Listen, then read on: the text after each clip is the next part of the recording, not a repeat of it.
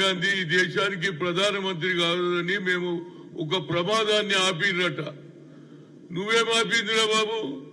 భారతీయ సంస్కృతి ఏంది చెప్పు.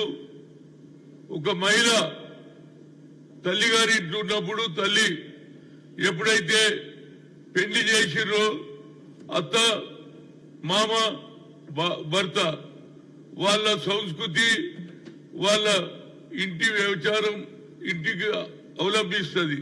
ఇది మర్చిపోయి ఎంతసేపటికి ఇటాలియన్ అంటుడు. అసలు భారతీయ సంస్కృతి తెలుసా నీకు?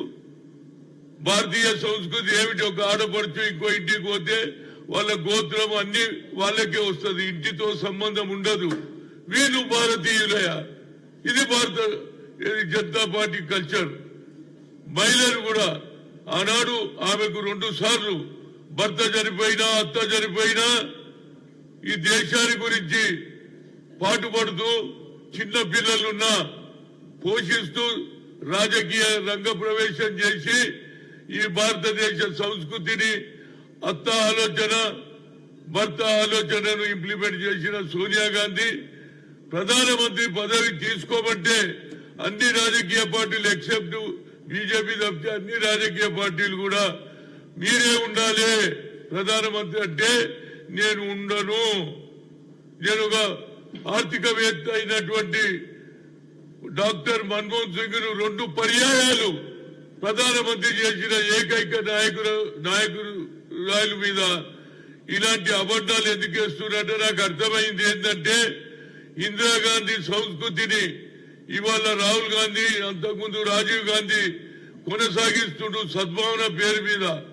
అదేవిధంగా ఆయన కొడుకు ఇవాళ భారతదేశంలో కన్యాకుమారి నుంచి కశ్మీర్ వరకు నడిచిన తర్వాత ఆయనకు ఒక ఆలోచన వచ్చింది. రైతుల సమస్య, నిరుద్యోగ సమస్య, బడుగు బలైన వర్గాల సమస్య తెలుసుకొని we come to the power, we conduct caste wise census. ఎక్స్ఏ ద్వారా ఎస్సీ బీసీలు ఏ విధంగా వాళ్ళ స్థితిగతులు ఉన్నాయి కింది స్థాయిలో తెలుసుకోవాలి. కేవలం 90% ఉన్నటువంటి జనాభాలో 10% ఎంజాయ్ చేస్తున్నారు. ఈ 10% ఆపడానికి నేను ప్రధానమంత్రి అయితే మా ప్రభుత్వం వస్తే దాన్ని 50% సీలింగ్ కూడా పెంచేస్తా. అప్పుడే వాళ్ళకు ప్రమోషన్స్ వస్తాయి, వాళ్ళ అభివృద్ధి జరుగుతుంది. సమాజంలో మీలాగానే ఏది కోటీశ్వర్లకు లాభం కాకుండా పేదవాడిని పైకి తేవాలని ఆలోచన చేసే సమయంలో జనంలో ఒక ఊపు వచ్చింది. అరే రాహుల్ గాంధీ ఎవరు మాట్లాడలే, నరేంద్ర మోడీ ఓబీసీ ప్రధానమంత్రి చెప్పినా ఇంతవరకు ఏం చేయలే. నేను 3 సార్లు కలిసిన ఎంపీల ద్వారా ఆయన క్యాస్ట్ వైజ్ సెన్సస్ ఒప్పుకోలే. ఒక సెపరేట్ మినిస్ట్రీ చేయమన్న మా జనాభాలో 54% కంటే ఎక్కువ ఉన్నారు. ఎస్సీ ఎస్టీలు కలిపితే అన్ని కలిపితే 90% ఉన్నారు. అందుగురించి ఆయన తుక్కుగూడలో 90 మంది ఆఫీసర్లు ఉంటే 3 బీసీలు అన్నాడు. ఎస్సీలు ఎంతో జనాభా ఉంటే వాళ్ళకి 8 అన్నాడు. అది తెలుసుకున్న తర్వాత ఇక లాభం లేదురా బాబు, ఒక ట్రంప్ కార్డ్ ఆడుతున్నారు. మళ్ళా ఇటాలియన్ కొత్తగా తీసుకొచ్చిండు. ఇది కొత్తదే కాదురా, పాతదే తిప్పుతున్నాను. ఇంకా తీసుకెళ్ళి మాకు బుద్ధి ఉన్నదా, మాకు ఆలోచన ఉందా? మరి మీ ప్రధానమంత్రి ఓబీసీని ఏం చేసిండు చెప్పు? 3 సార్లు కలిసినాం.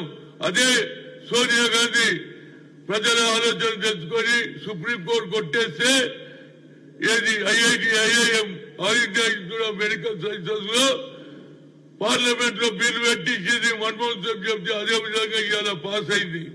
అదేవిధంగా రాహుల్ గాంధీ కాన్సెప్ట్ చూడు, ఏది social justice minister SC ST OBC ఉంటే అది కేవలం ఏది ఎస్సీలకు అంటరానితనం మీద రిజర్వేషన్ ఉంది కాబట్టి వారికి ఎక్కువ ఉపయోగపడుతుంది. బీసీ ఎస్సీలకు తక్కువ అంటే దాన్ని ఓబీసీ పార్లమెంట్ కమిటీ చేశాడు. మీ ప్రధానమంత్రి ఏం చేసిండు చెప్పా? ఏమైనా చేసినా ఈ 10 ఏళ్లలో అబద్ధాలు చెప్పిండు. 2 కోట్ల ఉద్యోగాలు అన్నాడు.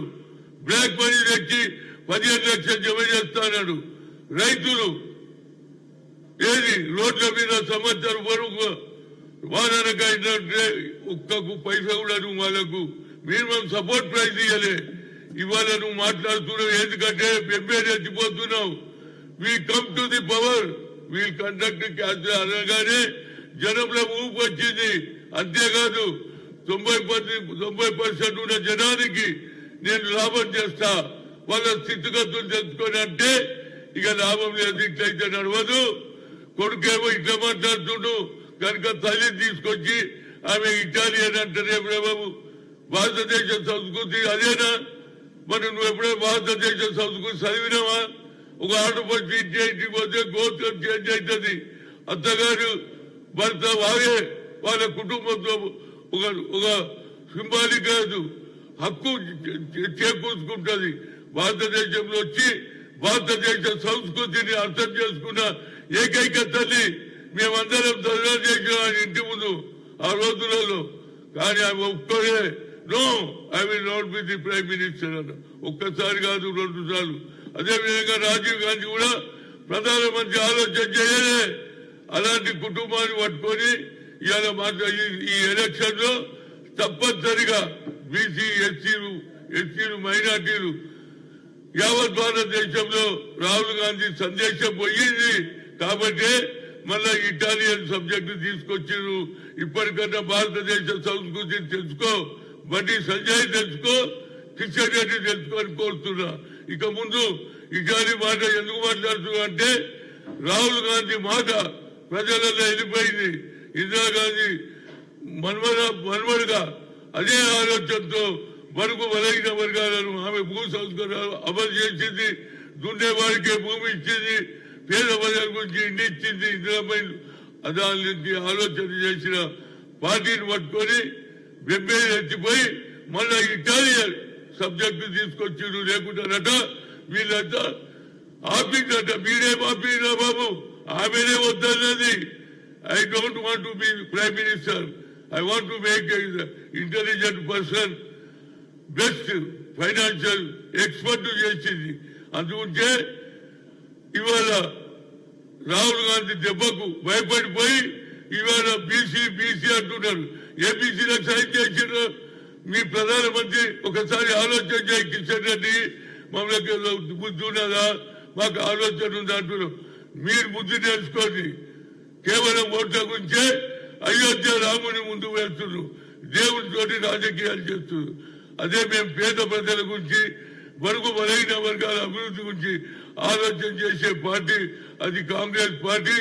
మీది జనతా పార్టీ నుంచి భారతీయ జనతా పార్టీ అయింది. ఎప్పుడు పుట్టింది? స్వాతంత్రంలో మీ పోరాటం ఏమిటి?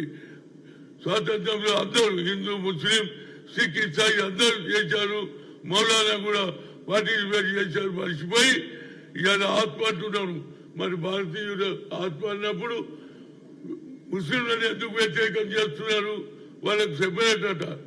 రిలీజియస్ అంత దూదేకులు వాళ్ళు ఉన్నారు. ఏంటి సైకిల్ పంక్చర్ చూడాల్సిన పేదలు ఉన్నారు, రిక్షా దొక్కుతున్నారు.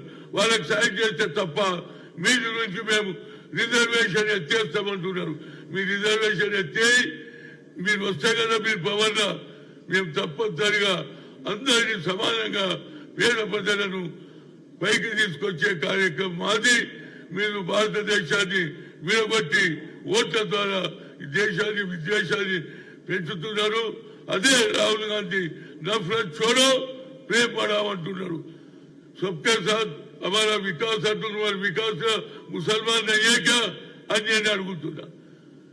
ఇప్పటికన్నా ఏదైనా మాట్లాడేటప్పుడు మాటికి సోనియా గాంధీ పేరు ఎత్తకుండా బాబు భారతదేశ సంస్కృతి తెచ్చుకొని ఇంకోసారి ఎవరైనా మిమ్మల్ని నమ్మరు. ఇవాళ ప్రతి ఆడపడి మేము చెప్తున్నా, మన స్త్రీలను అవమానం చేస్తున్నారు.